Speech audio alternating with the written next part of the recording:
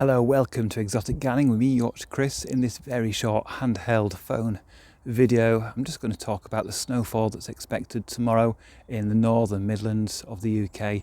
And it looks like it'll be short and sweet, so we should get decent covering in many places throughout Thursday, but it should hopefully go by the weekend. So the preparations in the garden are very quick. It's just making sure the shelters are on my arid bed on the plants that I'm being more careful about protecting, so the bigger agaves down there.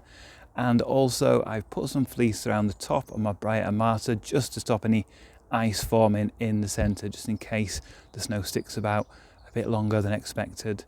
There's straw in all the tree ferns, but the main protection a lot of plants have got is just the dieback from the previous year's growth. So on my tropical bed where I've got lots of gingers and cannas, all the dead foliage, I've not tidied that up yet. I've let animals hibernate in that, and I've also let the decomposing stems, or partly decomposing stems, give some protection to the rhizomes, bulbs, corms, etc.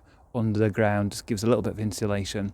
I have just noticed, unfortunately, my Bootia odorata crossed with a Jabea Spearpull, which is very unfortunate. We did have -6 in December, we've had -5 in January.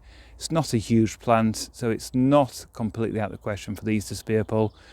All the other leaves are totally green, so fingers crossed it will come back in spring, but it is a bit of a disappointment to get that Spearpull as we're still in winter, and that's a beautiful looking palm, so that's a bit of a downer.